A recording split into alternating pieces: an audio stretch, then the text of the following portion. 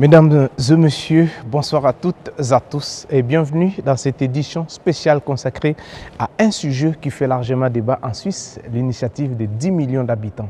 Cette initiative soulève des questions importantes liées à l'immigration, au logement, aux infrastructures ainsi qu'à l'avenir démographique du pays. Pour en parler ce soir, fidèles téléspectateurs, nous sommes venus à la rencontre de Madame Johanna Ngapani, conseillère des États. Elle, par contre, elle ne soutient pas cette initiative. Comme vous le savez, on a reçu pour vous la dernière fois M. Ivan Payou qui est de l'IDC, donc l'IDC qui soutient cette initiative, mais le PLR ne soutient pas cette initiative. Raison pour laquelle nous sommes venus ici au Palais fédéral, comme vous êtes en train de le voir. Je suis là avec mon équipe qui m'accompagne ce soir pour que nous puissions venir à la rencontre de Mme Johanna Ngapani. Nous sommes bel et bien au Palais fédéral. Donc le Palais fédéral, pour ceux qui ne savent pas, c'est le Parlement. C'est comme le Parlement du Congo, c'est comme le Parlement du Cameroun, c'est comme le Parlement, je peux dire, de la France, un peu pas. Mais ici, nous appelons ça le Palais fédéral. Donc c'est là où les députés siègent. Donc nous sommes venus ici pour recevoir Mme Johanna Ngapani qui ne soutient pas cette initiative. Cette initiative, c'est une initiative qui doit être soumise, qui est soumise plutôt à la population. C'est la population qui doit voter et si seulement si ça passait, donc elle sera soumise ici dans cette assemblée où nous sommes aujourd'hui. Merci beaucoup pour votre fidélité à cette grande émission, surtout à vous tous qui nous suivez sur la chaîne de référence Antenne A et sur Canal+. Nous sommes bel et bien votre humble serviteur que je suis, Lam Tshisekedi, je suis là, l'unique le seul, donc personne d'autre et nulle part ailleurs où vous pouvez regarder ces images, où vous pouvez regarder vraiment des grandes personnalités qui défilent, qui font la défilée à travers cette émission. C'est pas pour rien, c'est parce qu'il y a du savoir-faire. Merci pour votre fidélité. Merci Henri-Noël Mboutavoka. Merci à la grande équipe. Merci à toi Dema Kivp. Merci à toi Charlotte Fossati. Merci à toi Tang. Vous êtes tellement nombreux pour suivre cette émission. Vous êtes tellement nombreux. Je ne peux pas citer tout le monde, mais quand même nous sommes honorés aujourd'hui avec mon équipe d'être réunis ici au Palais fédéral pour pouvoir présenter cette émission et laquelle avec la représentation du peuple, Madame Johanna Ngapani. Madame Johanna Ngapani, bonjour et bienvenue dans cette émission. Bonjour, merci.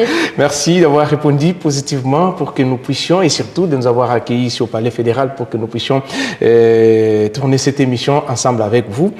Madame Johanna Ngapani, mais pourquoi vous ne soutenez pas l'initiative des 10 millions d'habitants? Vous vous opposez farouchement contre cette initiative. On mérite quand même savoir, tous les téléspectateurs qui te suivent en ce moment, les pourquoi et les comment, votre engagement contre cette initiative.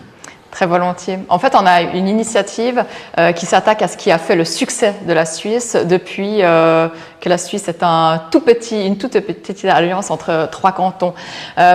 Si on veut, nous, on s'est jamais laissé envahir, on n'a jamais adhéré à l'Union européenne, par exemple, mais on a toujours créé des alliances pour être plus fort, pour renforcer notre sécurité, pour gérer l'asile, par exemple, aussi pour avoir recours à une main-d'œuvre professionnelle où on avait parfois des pénuries de main-d'œuvre. Et en fait, cette initiative, elle remet en question ces alliances-là et elle risque de nous faire très clairement, d'une part, nous priver de la main-d'œuvre dont on a besoin et puis d'autre part, faire exploser les demandes d'asile puisqu'on ne pourra plus avoir ces accords de Schengen-Dublin. Donc pour nous, c'est vraiment un autogol et en fait, on ne va même pas réduire le nombre de personnes qui seront en Suisse, mais en tout cas, on n'aura plus ceux qui viennent nous permettre de faire aussi fonctionner le pays. Mais quand vous dites que vous avez cette initiative mettra en péril, comment dirais-je, la main-d'œuvre qui vient travailler ici en Suisse, c'est pas parce qu'il y a d'autres qui disent qu'étant donné que vous êtes du centre libéral, c'est vous qui avez plus, je peux dire, des entreprises, vous aimeriez que cette main-d'œuvre soit présente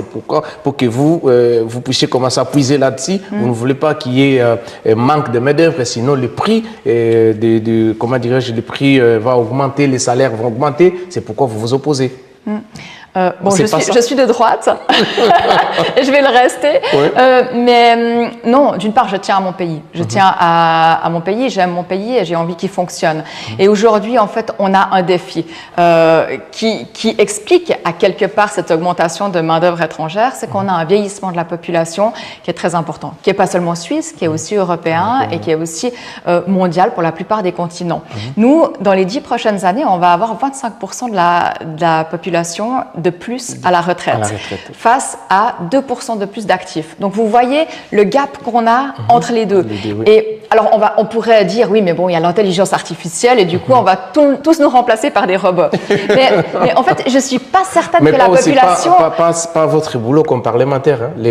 Les robots ne remplaceront jamais les parlementaires, ça c'est sûr. Alors, ils vont remplacer le journalisme, ils vont remplacer d'autres métiers, mais pas... c'est une excellente remarque que vous faites là, parce qu'effectivement, il y a des postes qui pourront être remplacés ou bien soutenus par des robots, mais il y en a pour lesquels on n'a pas du tout envie de voir un robot. Je vous donne un exemple. Je vous disais, il y a 25% de la population en plus qui sera à la retraite. On n'a pas certainement envie d'arriver dans un EMS, dans une institution pour personnes âgées, et d'être soigné par des robots. En fait, tout ça, ça doit être humanisé. Et c'est typiquement le genre d'emploi qui, aujourd'hui, est assumé par une main-d'œuvre étrangère. Donc, encore une fois, je dis pas qu'on a besoin que de la main-d'œuvre étrangère. La main-d'œuvre suisse fait un formidable travail. On investit beaucoup sur la formation, on investit beaucoup sur le progrès. Mais malgré tout ce qu'on fait, on n'arrivera pas à remplacer toute la main-d'œuvre qui part à la retraite dans les 10 prochaines années. Nous aimerions aussi comprendre l'élément déclencheur de votre engagement sur cette question. Ce qui vous a vraiment beaucoup piqué. Vous vous dites, ah, ça vraiment c'est hyper intéressant que je puisse vraiment m'engager contre cette initiative. C'est quoi l'élément déclencheur? Bon. Je suis libérale radicale. Les radicaux, c'est un peu les architectes du système suisse. C'est les premiers qui ont voulu créer des alliances pour pas se laisser envahir, pas adhérer ou pas se faire manger par des pays plus grands, mais définitivement pour être indépendant, pour être un pays fort, indépendant, qui a aussi une influence au niveau international. Quand même, on connaît la Suisse et c'est pas pour rien. C'est pas parce qu'on est isolé qu'on connaît la Suisse. C'est parce qu'on a su créer des alliances. Et en fait, cette initiative, elle remet clairement en question ça. Et ensuite, on parlait de l'emploi. En fait, moi, je tiens à l'emploi en Suisse. De tout temps, depuis le début de mon engagement, je défends la classe moyenne et s'il y a une seule manière de préserver la classe moyenne, c'est d'avoir un emploi. C'est d'avoir un emploi, d'avoir un revenu, d'être indépendant de l'État. Et pour ça, on a besoin d'avoir des places de travail en Suisse. Et j'entends beaucoup de la part des initiants dire « oui, mais c'est pas grave, en fait, les étrangers vont retourner dans leur pays et puis ces places-là ne seront plus occupées par des étrangers, on essaiera de trouver des gens en Suisse. » Le seul problème, c'est que déjà aujourd'hui, il y a des entreprises qui délocalisent parce qu'elles ne trouvent pas suffisamment de main-d'œuvre chez nous.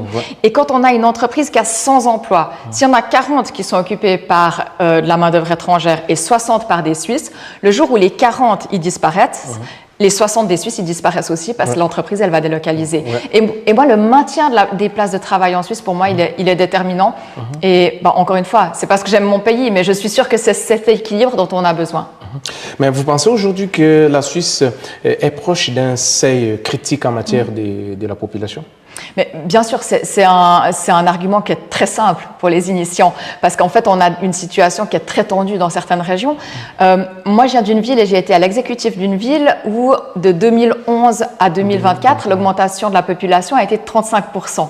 Dans ce même laps de temps, on a eu une augmentation des places de travail qui a été de 35%. Donc en fait, on a vraiment eu une venue de personnes qui venaient pour travailler dans notre région et dans notre ville. Mais bien sûr, ça engendre plein d'autres défis. Il faut ouvrir des écoles, il faut ouvrir des EMS, il faut améliorer les routes, il faut construire des infrastructures. Et aujourd'hui, dans ma ville, on a une gare qu'on n'aurait jamais eue si on était 8000 habitants. Jamais. Aujourd'hui, on est bientôt 30 000 habitants. On a une grande gare, c'est une grande infrastructure qui correspond à cette ville-là. Mais bien sûr qu'il a fallu investir, il a fallu construire. Ça fait la beauté aussi de la ville. Alors, c'est pas un musée. Ouais, c'est pas un musée, c'est une ville qui a évolué. Il y a beaucoup de gens qui sont venus. Pour nous, la plus grande part de la population, c'est des Français. Autant vous dire que l'intégration était aussi une question importante, mais on parle d'intégration de personnes qui viennent de l'Europe. Donc ça, c'est la grande majorité de la population. Maintenant, si l'initiative, elle passe, on devra à peu près avoir 13 fois plus de demandes d'asile. Aujourd'hui, on en a à peu près 19 000 en moyenne par année. Ça veut dire que dorénavant, on aura 190 000 demandes d'asile à gérer par année. Autant vous dire qu'on est incapable de faire ça. Donc, déjà à 19 000, quand on atteint le max, c'était autour des 25 000 dans les années où il y a vraiment des crises au niveau international. Déjà là, on commençait à voir que c'était pas correct déjà vis-à-vis des gens qui viennent parce que les traitements sont très longs. Et puis on n'arrivait pas à accueillir dans les de la manière dont on voulait accueillir et avec la qualité qu'on voulait mettre. Donc c'est clairement tout l'inverse de ce dont la Suisse a besoin aujourd'hui. En tant qu'élu, là je parle d'une manière un peu globale, la Suisse fait partie quand même d'un pays qui est signataire des accords internationaux. Comment ça va se faire? Parce que mettre fin, comment dirais-je, au regroupement familial, c'est aller à l'encontre des accords, peut-être liens, vivre avec la famille. Bon, c'est stratégique et je crois qu'il faut être honnête là-dessus. Quand ça va pas bien dans un pays, les extrêmes, elles gagnent. Et le fait, c'est un peu triste à dire, mais en fait, cette initiative, si l'UDC la gagne, d'une part, ça sera leur victoire, et l'avenir sera aussi leur victoire parce que ça ira moins bien dans le pays, parce qu'on aura une augmentation des demandeurs d'asile. Pourquoi on aura une augmentation? Parce qu'aujourd'hui, avec les accords qu'on a avec l'Union européenne, quand il y a quelqu'un qui vient demander l'asile en Suisse, s'il a déjà déposé une autre demande dans un autre pays européen, il doit être renvoyé. On n'a pas besoin, en fait, de traiter la demande parce que ça a été déjà traité au niveau de l'Union européenne. Et donc, il est renvoyé dans le pays dans lequel il a fait la demande. Demain, si c'est plus le cas, clairement, à partir du moment où quelqu'un fait la demande en Allemagne, en France, en Italie, s'il est refusé, il essayera d'aller faire la demande en Suisse. Donc, de toute façon, il va venir chez nous. De toute façon, il va venir faire cette demande. Et du fait qu'on aura une explosion des demandes d'asile, ça prendra énormément plus de temps. Et donc, on aura beaucoup de peine déjà à intégrer les personnes qui ont le droit d'asile, qui ont le droit de rester. Et puis, d'autre part, à renvoyer ceux qui n'ont pas le droit de rester ou qui ne répondent pas aux critères. Maintenant, par rapport au regroupement familial, c'est une question qui est importante. Il y a deux types. Il y a le regroupement familial dans le cadre de l'asile, il y a le regroupement familial dans le cadre du travail. On a décidé qu'en fait, on ne voulait plus mettre des travailleurs dans des containers et puis que dorénavant, on voulait des conditions nobles quand on vient travailler. Et effectivement, quelqu'un qui vient travailler doit pouvoir venir aussi avec sa famille. Et ça contribue à l'intégration. Parce qu'en fait, mes enfants vont à l'école avec les enfants des personnes qui viennent travailler chez nous. Et c'est des gens qui sont intégrés, qui sont motivés, qui respectent aussi les valeurs du pays. Quand quelqu'un vient travailler juste pour la journée, il retourne le week-end dans son pays, il n'a pas le même respect pour le pays. C'est pas la même chose. Et du coup, mais ce sont ceux-là qui sont nombreux. Hein. Oui, ceux qui viennent travailler la journée, ils rentrent chez eux, dormir tranquillement. Ouais, ce sont ceux-là qui sont beaucoup nombreux. Mais beaucoup moins. Alors, dans une région comme la mienne, beaucoup moins. La plupart qui viennent travailler, ils sont intégrés et ils habitent chez nous. Les enfants sont scolarisés.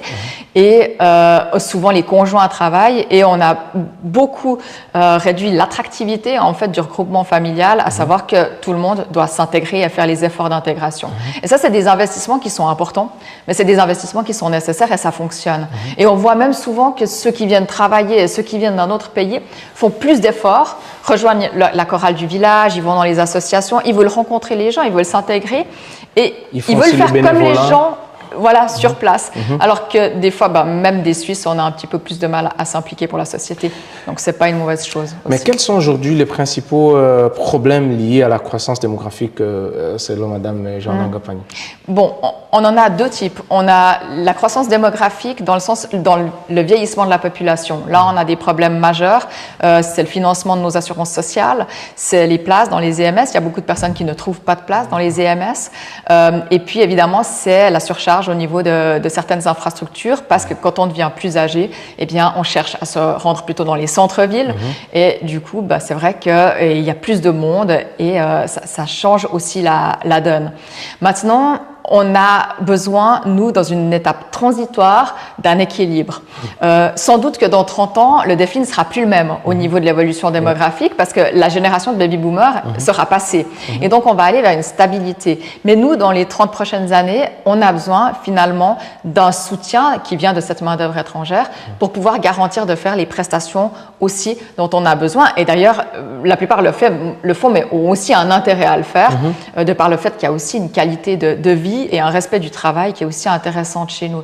Maintenant, les défis au niveau de la croissance démographique, c'est clairement la surcharge au niveau des infrastructures, au niveau des écoles. Il y a une diversité dans les écoles qu'on n'avait pas quand moi j'étais à l'école. Donc, c'est clair qu'il faut intégrer ces éléments et adapter aussi les différentes infrastructures. Moi, je vous donne un exemple. Il y a 4 ans, on a inauguré une nouvelle gare dans ma ville. Je vous l'ai dit, ça n'aurait pas été une gare qu'on aurait inaugurée si on avait été 8000 habitants. Là, on l'a fait, c'est une gare d'une grande ville.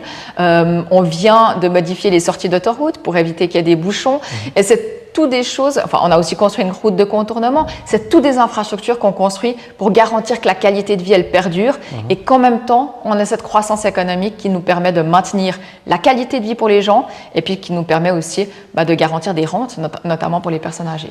Mais comment vous répondez à ceux qui accusent cette initiative d'être anti-étranger? Parce que cette initiative, elle vise directement l'immigration. Bon, en fait, c'est pire que ça, elle vise les travailleurs étrangers. Et moi, c'est mon grand problème. C'est qu'en fait, on va dire, mais vous ne pouvez plus venir, parce que l'initiative, elle précise que c'est le nombre de résidents en Suisse. Donc, vous ne pouvez plus venir en Suisse pour travailler et y résider. Par contre, rien ne dit que vous ne pouvez pas venir y travailler la journée. Et en fait, tous ceux qui critiquent aujourd'hui, qui habitent dans les zones frontalières, je les comprends parce qu'ils ont une forte pression, une forte concurrence aussi de la main-d'œuvre étrangère, mais ceux-ci vont être encore plus pénalisés parce qu'en fait, il y aura d'autant plus de frontaliers, puisqu'on a un défi politique, c'est cette initiative, mais en fait, le défi économique va rester et l'économie va chercher de la main-d'œuvre là où elle en trouvera. Donc, c'est ça parce que beaucoup de gens qui se posent des questions par rapport à cette initiative. En tout cas, ça laisse beaucoup de suspense. Les gens, il y a d'autres même qui n'arrivent pas à dormir par rapport à cette initiative. Ils se disent, si ça passait, en tout cas, ça sera vraiment catastrophique pour nous. Je pense bien que Madame Johanna Ngapani, elle ne soutient pas cette initiative. Vous pouvez aussi se joindre à elle, comme ça, pour que vous puissiez dire non, soit oui, selon ce que vous allez entendre. Mais Madame Johanna Ngapani, est-ce que selon vous, la Suisse maîtrise-t-elle encore sa politique migratoire aujourd'hui? Oui, absolument. Je le dis sans aucune gêne et même sans aucun doute, parce que la situation mondiale, elle est très compliquée. Il y a vraiment des crises dans beaucoup de parties du monde et il y a des crises surtout très proches de chez nous. Et on est dans une situation, on a des problèmes au niveau de certains demandeurs d'asile qui sont renvoyés, notamment parce qu'on n'a pas de convention avec les pays desquels ces personnes viennent. Donc on a des problèmes très ciblés sur lesquels on doit travailler pour garantir de pouvoir renvoyer les personnes qui ne remplissent pas les conditions pour rester chez nous. Mais encore une fois, cette initiative, elle n'apporte pas la solution à ça. On a un problème en fait, et c'est peut-être ce qui amène à donner quand même une piste de solution, parce que je ne dis pas simplement non à une initiative, j'essaie quand même de travailler pour que mon pays, ça reste un pays dans lequel il fait bon vivre et dans lequel on a une qualité de vie. Mais en fait, cette initiative, elle ignore totalement le défi démographique avec le vieillissement de la population. Et si on devait fixer un seuil, c'est peut-être là qu'on devrait le fixer, en disant on accueille le nombre de personnes dont on a besoin pour rééquilibrer la société, pour passer cette période de boom où on a une augmentation massive des personnes à la retraite. Et donc, nous, on a besoin d'une augmentation d'actifs pour pouvoir avoir à la fin un équilibre. Et en fait, cette flexibilité, c'est ce que veut enlever l'UDC et les initiants. Et c'est ça qui pose problème parce qu'on ignore finalement des défis démographiques et des défis auxquels fait face la population. Et notre pays. Mais quand vous dites qu'il y a d'autres pays pour lesquels qui n'acceptent pas à accueillir les ressortissants, est-ce que vous pouvez nous dire quels sont ces pays? Oui, il y a pas mal de pays à nommer, mais en fait, concrètement, la situation est qu'il y a des avions qui partent dans ces pays pour renvoyer les personnes et qui reviennent avec ces mêmes personnes à bord parce qu'ils ne les ont pas laissées descendre de l'avion. Dans ces cas-là, qu'est-ce que vous faites? Dans ces cas-là, qu'est-ce que fait la Suisse? En fait, ils reviennent et c'est des personnes qui restent dans une situation latente en attendant que la situation se débloque sur place.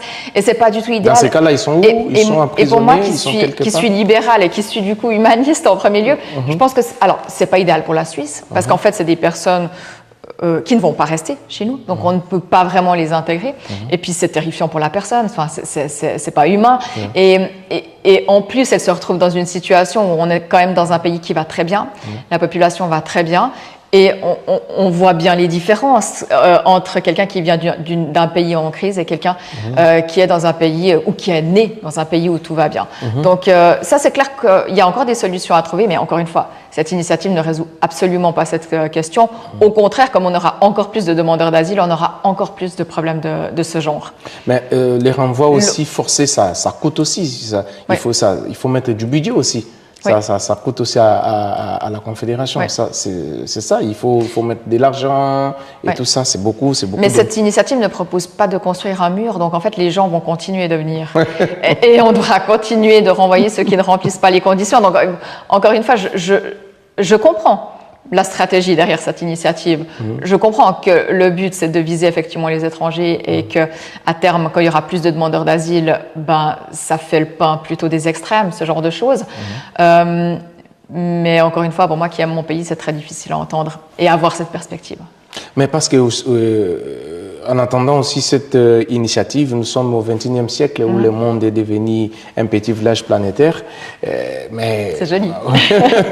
Voir de telles initiatives, ça fait craindre aussi. Les gens se posent des questions, mais on est où là? Est-ce que là, nous sommes en train encore... c'est comme si la Suisse avait rétrogradé il y a, je peux dire, 100 ans en arrière. Et pourtant, les choses évoluent. Et qu'est-ce que vous pouvez dire à tous ceux qui pensent comme ça? Bon, je pense qu'il suffit de regarder sur un autre continent pour comprendre que les choses, elles peuvent effectivement changer très vite suivant les dirigeants. Et quand on regarde aux États-Unis, je pense qu'en termes de régression, on est aussi très proche du Moyen-Âge. Donc, c'est pas parce qu'un pays a progressé que c'est stable. Et c'est la raison pour laquelle c'est toujours important aussi de s'engager politiquement. Et c'est une des raisons pour lesquelles je me suis engagée aussi au départ, parce que rien n'est acquis. Ni les libertés, ni l'indépendance, ni la force d'un pays. Tout ça, c'est pas acquis. Il faut tout le temps y travailler. Et même si je comprends bien, quand on nous regarde d'un autre pays, on a l'impression que la Suisse est un peu préservée, elle est un peu sous cloche. Mais en fait, nous, on vote 4 fois par année. On a tout le temps des initiatives comme celle-ci, peut-être moins pire parfois, mais c'est des initiatives qui vont parfois très loin. Et en fait, on prend tout le temps le risque de régresser un peu ou de progresser. Et en fait, c'est la démocratie. Heureusement, c'est nous qui choisissons, mais ça exige aussi un énorme engagement politique. Les initiateurs de cette initiative nous disent que les routes sont saturées, et les trains sont bombés. Est-ce que vous pensez que les infrastructures suisses sont-elles proches à cette saturation? La situation est très différente entre, par exemple, si on prend Genève ou si on prend le Jura. On a une région moins peuplée, où il y a de moins en moins d'emplois, puis où les gens ont plutôt tendance à partir. Et ça ne rassure pas plus. C'est pas attractif quand on vit dans une telle région. Puis ça fait aussi peur quand on voit que les gens commencent à partir. Puis on a une région où les gens arrivent de plus en plus et c'est très difficile de trouver un logement, c'est très cher. Et ça, je le comprends. Encore une fois, cette initiative, elle ne répond absolument pas à cette préoccupation parce qu'elle ne propose... Parce qu'en fait, aujourd'hui, il y a déjà des bouchons à Genève et on n'est pas à 10 millions d'habitants. Donc voilà, la situation est déjà critique aujourd'hui. Et d'ailleurs, j'ai soutenu tous les projets d'investissement au niveau des autoroutes, au niveau du train.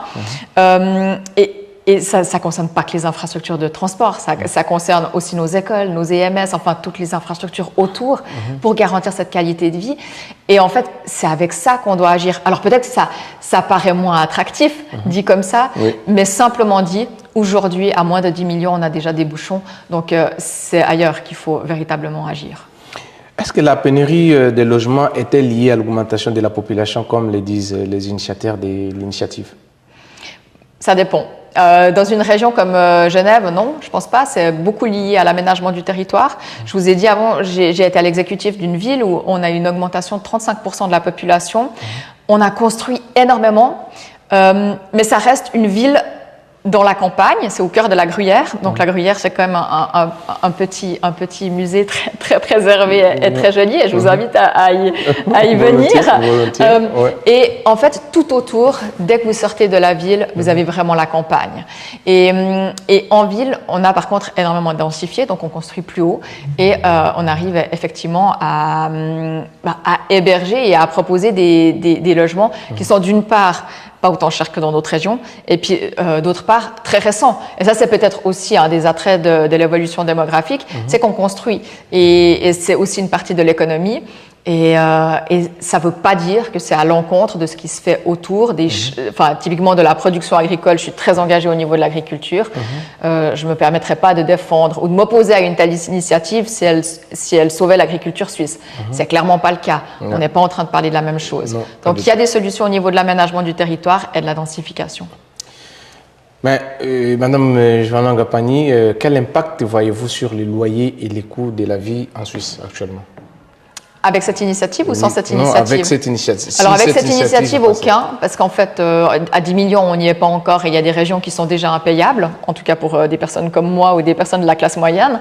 Donc c'est dire si on est déjà dans une situation qui est déjà critique, et il y a déjà une responsabilité de la part des communes et des cantons de revoir leur aménagement du territoire, de densifier davantage, ça veut dire construire parfois des immeubles plus élevés, d'éviter aussi de construire partout et de faire ce qu'on appelle du mitage du territoire, ça veut dire construire au milieu d'un champ. Et ça, en fait, mon canton l'a fait, d'autres le font aussi. Et pour l'instant, on n'est pas dans une situation de pénurie du logement, quand bien même on doit veiller effectivement à construire continuellement et aussi à moderniser les logements. Et c'est un avantage parce qu'on n'a pas des logements qui sont déserts ou qui sont à l'abandon. Vous avez dit tout à l'heure que cette initiative pourrait mettre en danger les relations bilatérales avec l'Union européenne. Oui. Quelles sont ces relations que cette initiative remettra en cause, si seulement si elle passait? Ouais. Alors la volonté des initiants, c'est de remettre en question la libre circulation des personnes. En fait, c'est ce que les Schtroumpfs sont à Gargamel. La libre circulation des personnes, c'est à l'UDC vraiment, parce que les Schtroumpfs sont à Gargamel. Il faut pas de libre circulation des personnes, ils veulent pas ça. Et pourtant, pour nous, c'est pas du tout de l'open bar, parce qu'on est dans un contexte où on a besoin de cet échange d'informations. Peut-être qu'on parlera notamment de la sécurité, mais pour nous, c'est un point qui est central. Et on a pas seulement la libre circulation des personnes qui tomberaient, du coup, on a aussi les accords Schengen-Dublin. Donc, au niveau de l'immigration, ce serait très compliqué à gérer, voire impossible pour un petit pays comme le nôtre.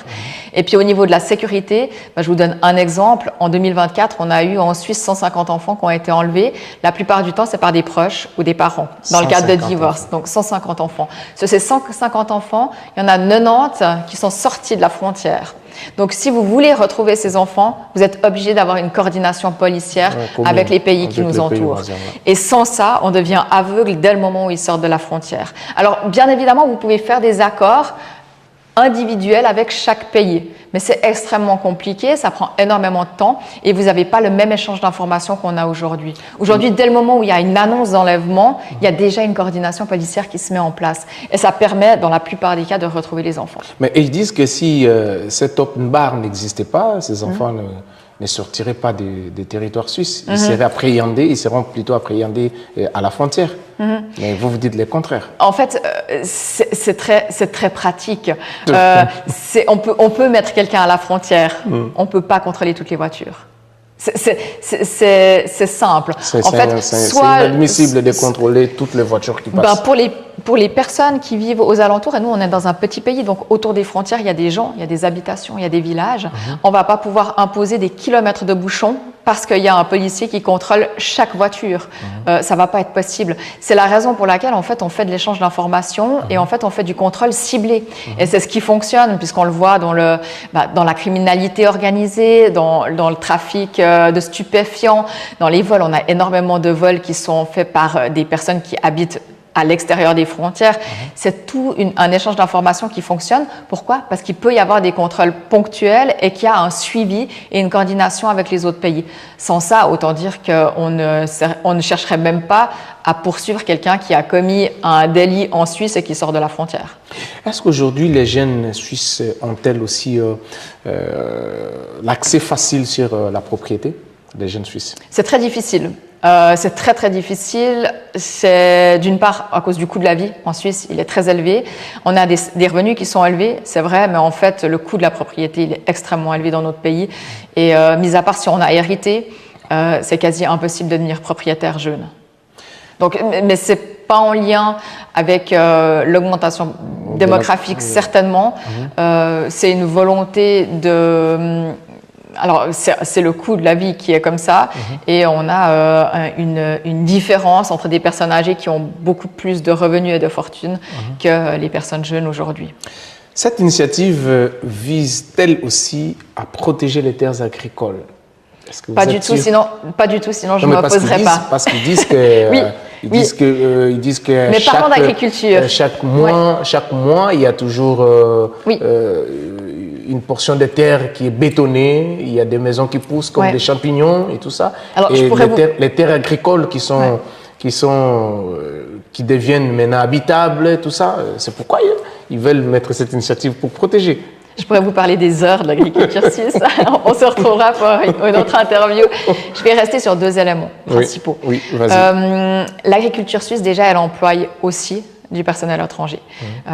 Pourquoi? Parce qu'on a besoin de main-d'œuvre aussi. Les exploitations deviennent de plus en plus grandes. On a besoin de main-d'œuvre à certaines périodes de l'année et on a besoin d'une main-d'œuvre spécifique aussi qu'on ne trouve pas toujours en Suisse. Donc, si demain, on doit commencer à avoir des quotas de personnel qui vient de l'étranger, autant dire que l'agriculture ne sera pas servie en premier. Pourquoi? Parce qu'on en aura besoin pour la santé, on en aura besoin dans des domaines clés, et l'agriculture ne sera pas servie en premier. Donc, on va avoir une diminution de l'approvisionnement, puisqu'on aura moins de main-d'œuvre, donc moins de production. Le deuxième élément, par rapport au terrain, c'est extrêmement intéressant. S'il y a une réduction des terrains, c'est parce qu'il y a une réduction aussi des agriculteurs en Suisse, et combien vous disent qu'ils sont fils ou filles d'agriculteurs et qui vendent le terrain et sont contents de le vendre pour le faire passer en zone à construire parce que ça vaut beaucoup plus cher. Donc, la préservation... Ça vaut des fortunes. Bien sûr, entre un terrain agricole qui vaut 4 à 7 francs le mètre carré et puis un terrain à bâtir qui vaut 300 et 600 francs le mètre carré, ça fait autre chose. Hein. C'est une rentrée. Fait du pognon, Alors, c'est tout à fait différent. Ce qui est nécessaire maintenant dans l'agriculture, c'est d'encourager les jeunes à reprendre les exploitations agricoles, de continuer le travail d'agriculteur et de permettre à l'agriculteur de produire comme on doit produire aujourd'hui. Et ça, je me bats tous les jours pour, parce que j'y crois vraiment et je pense qu'on produit très bien en Suisse. Je vous invite d'ailleurs à goûter nos produits. Oui, je l'ai toujours goûté de temps en temps.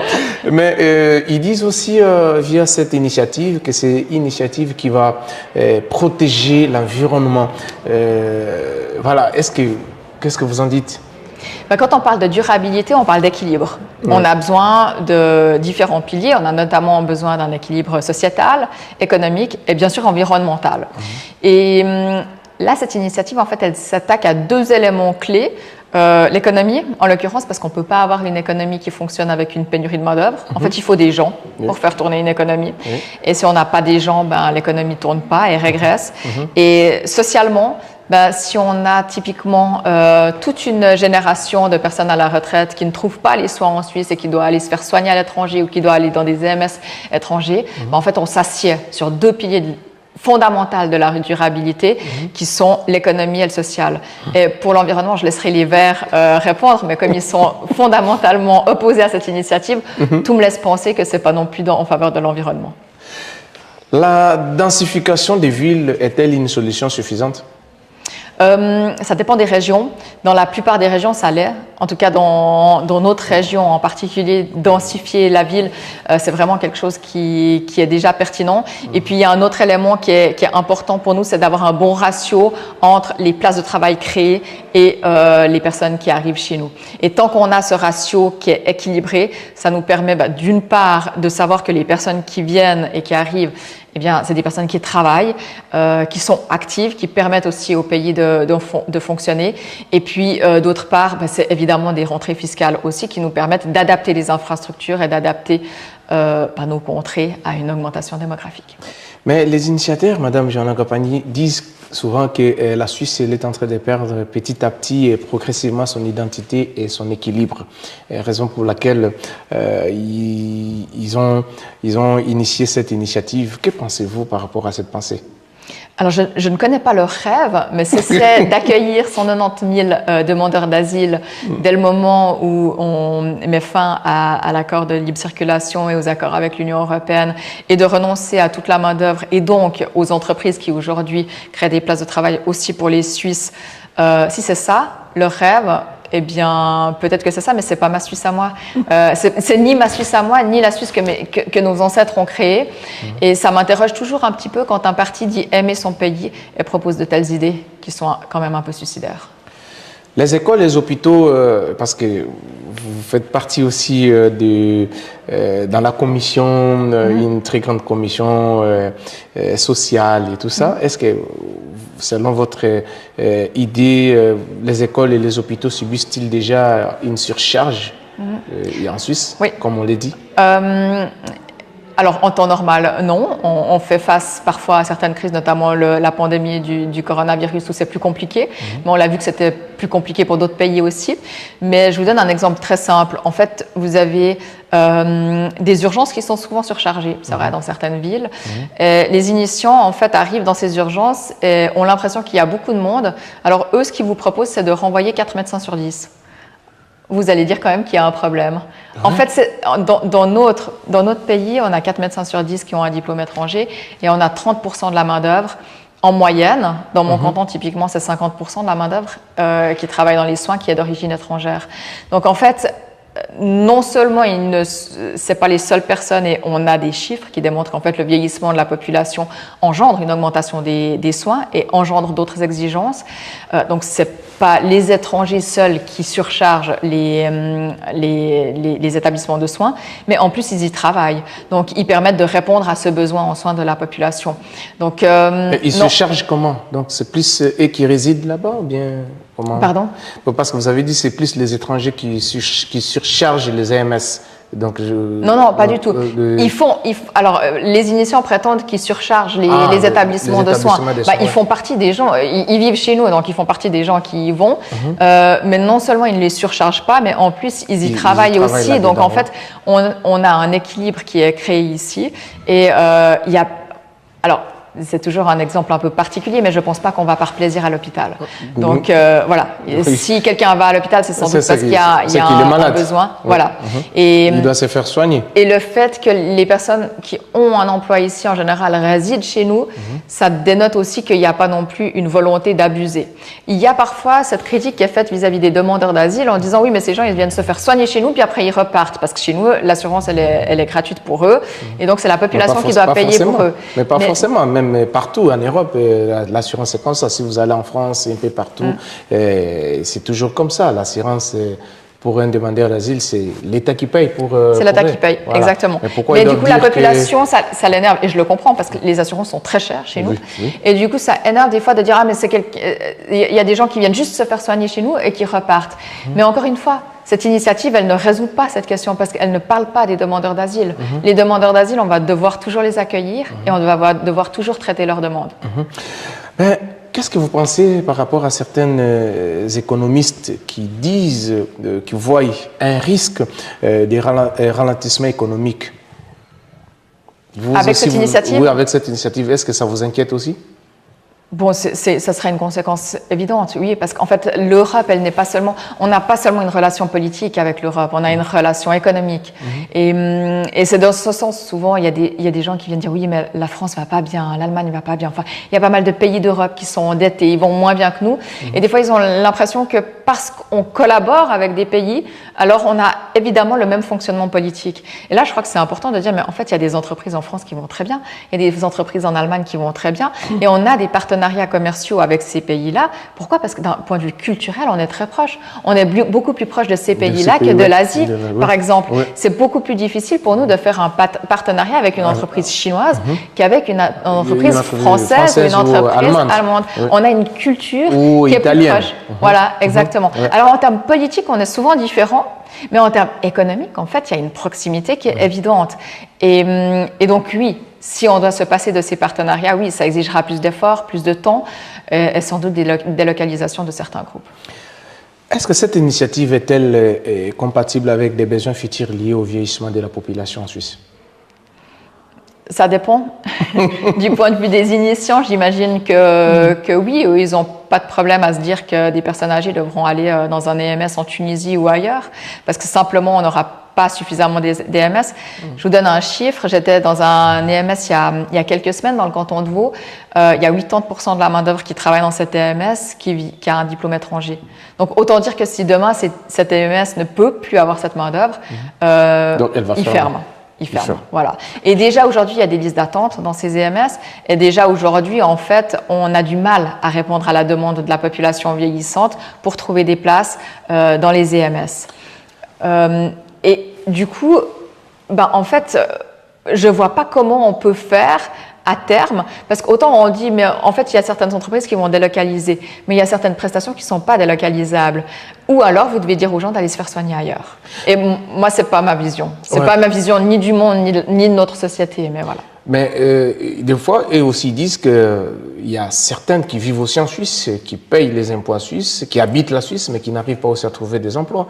C'est plus celles-là qui ont des diplômes étrangers, qui travaillent, mais ceux qui habitent en Suisse, ils n'ont pas du boulot. Qu'est-ce que vous en dites par rapport à ça? On a le taux de chômage le plus bas d'Europe, donc on a un taux de chômage qui est extrêmement bas. Mais c'est vrai qu'on a ces dernières années notamment, on sent en fait la pression économique ces dernières années.